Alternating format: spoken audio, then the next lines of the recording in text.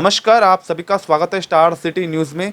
इस वक्त हमारे साथ मौजूद है भारतीय जनता पार्टी के संजय राणा जी हैं, जो कि संयोजक बनाए गए हैं हिमाचल प्रदेश प्रकोष्ठ के दिल्ली प्रदेश। आइए इनसे सीधी बात कर लेते हैं।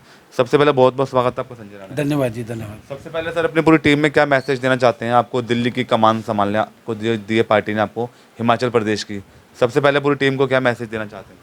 देखिए, मेरा ये मानना है कि हिमाचल के लोग जो दिल्ली में रहने वाले हैं, वैसे तो वो पक्षधर हैं भाजपा के ही, लेकिन जो कुछ समुदाय के लोग जो रह रहे हैं, मेरा मानना है कि सभी एक प्लेटफॉर्म पर इकट्ठा हों और आज जो मोदी जी की जो अच्छी योजनाएं चल रही हैं, हिमाचल को लेकर अन्य अन्य पूरे देश में चल रही हैं, उसके लाभ में बिल्कुल सहभागी बने और आने वाले समय में भाजपा को मजबूत करें। आगे की क्या रूपरेखा रहेगी सर अपने पार्टी की? देखिए, मैंने अभी प्रदेश की मेरी घोषणा अभी 15-20 दिन पहले हुई है और पार्टी में लगातार मैं कार्यकर्ता के रूप में काम करता चला आ रहा हूँ। 2014 में मैं मानवाधिकार प्रकोष्ठ का प्रदेश सह संयोजक बना था।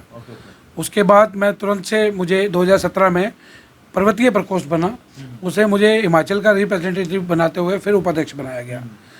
और माननीय हमारे राष्ट्रीय अध्यक्ष जो माननीय नड्डा जी थे, इस दौरान में हमारी उनसे मुलाकात हुई और हमने अपना विषय रखा कि जी हमें हिमाचल प्रकोष्ठ अलग से चाहिए। तो 2020 में ये हिमाचल प्रकोष्ठ का गठन दोबारा से हुआ और उस समय कुछ स्वास्थ्य के ठीक चलते हुए नहीं, मैंने फिर उपाध्यक्ष के ही बीच में गया सह संयोजक में। आज पार्टी ने मेरे पे भरोसा करते हुए 2024 में मुझे प्रदेश का संयोजक बनाया है और मैंने अभी पीछे ही हफ्ता 10 दिन पहले अपने प्रदेश के सह संयोजकों की घोषणा की है। और मेरा मानना है कि मेरी टीम समाज के लिए निचले वर्ग में जाकर पूरा काम करेगी और जो भी दिक्कत प्रदेश लेवल पर हिमाचल के वासियों को आएगी, उसे पूर्ण करने में हम पूरा अपनी कोशिश करेंगे। मिशन 2025 के विधानसभा चुनाव में सर भारतीय जनता पार्टी किस रणनीति के साथ आगे चुनाव लड़ने जा रही है? लगातार आप 27 साल से दिल्ली में संघर्ष कर रहे हैं, आप सरकार नहीं बना पा रहे हैं सर। देखिए, हमारे यहाँ पहले आज से 27 साल पहले एक शेर हुए थे दिल्ली के, जिनको मदन लाल खुराना जी को मुख्यमंत्री की कुर्सी मिली थी और उन्होंने उसी वक्त जो ये मेट्रो का विस्तार हुआ वो हमारी भाजपा की देन है जी। उसके बाद से निरंतर जो प्रदेश की स्थितियाँ हैं बहुत ही बदतर होती चली जा रही हैं और अभी तो कुछ समय से जो फर्जीवाल नाम की पार्टी जो प्रदेश में अभी सत्ता पे है, उसके झूठे वादे, झूठे सपने, झूठी हरकतें, उन्होंने पिछले 10 सालों में प्रदेश की जनता को लूटा है। काम के नाम पर एक भी रुपए का विकास नहीं हुआ और जनता में बहुत ही त्राहिमाम है। मगर उन्होंने आप तो पद से इस्तीफा दे दिया। देखिए, ये उनको नोटंकी, उनको जो शब्द यूज़ किया जा रहा था, देखिए आप उनकी कार्यशैली को देखिए। आज अतिथि जी ने जो कार्यभार संभाला है, आप देखिए उन्होंने उस कुर्सी के साथ एक कुर्सी लगाई है जो कि एक संविधान का ही अपमान है। मुख्यमंत्री की कुर्सी एक ही होती है और आप अगर वो मुख्यमंत्री नहीं हैं और नए मुख्यमंत्री आए हैं तो उनको अपनी उसी कुर्सी का इस्तेमाल करना चाहिए। ये भाई साहब नौटंकी नहीं तो और क्या है? समय समय पर आप पार्टी अपने आप को नौटंकी दिखा रही है।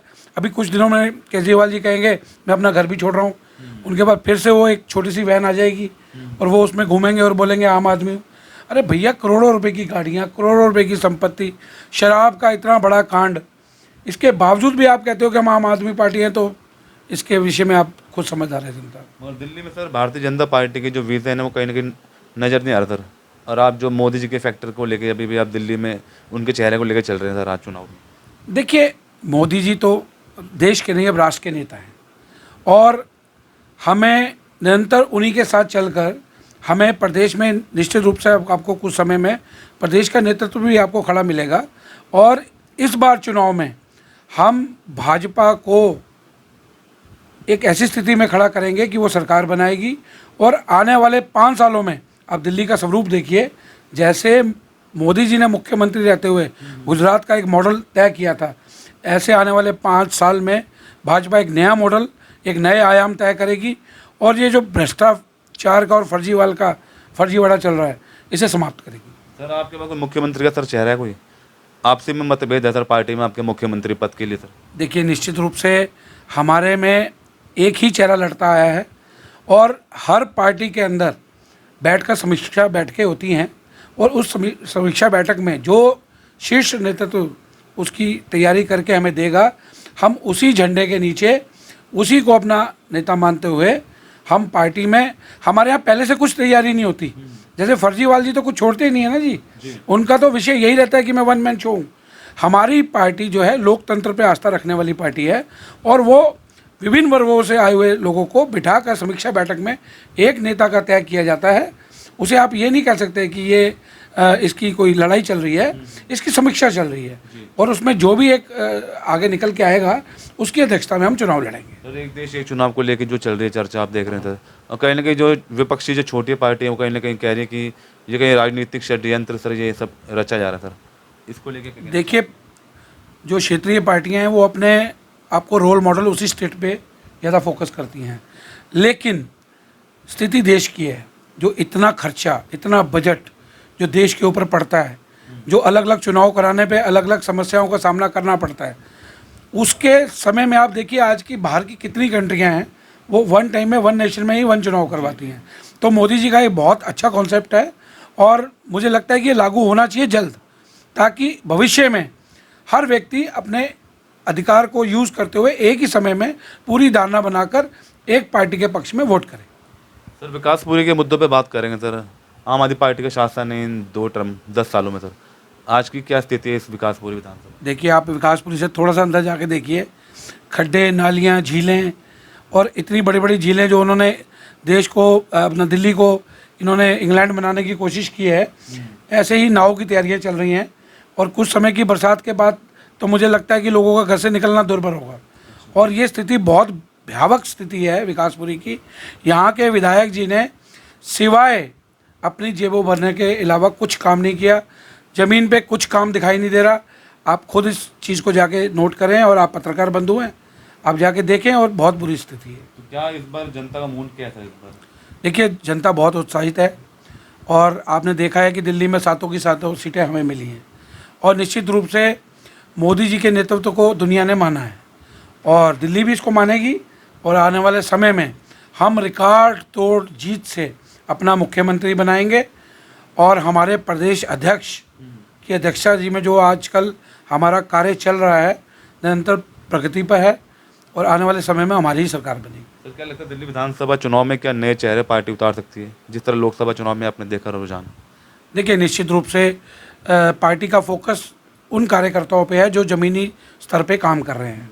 पार्टी का मानना है कि कल का भारत युवा भारत है, तो युवा चेहरे आपको जो एमपी बने हैं उनमें से आपको कई युवा चेहरे दिख रहे होंगे, और पार्टी ने उन पर भरोसा करके ज़मीनी नेताओं को लड़वाया है, और आने वाले समय में भी विधायक के रूप में भी आपको नए चेहरे मिलेंगे, और निश्चित रूप से वो विजय भी स्थापित करेंगे।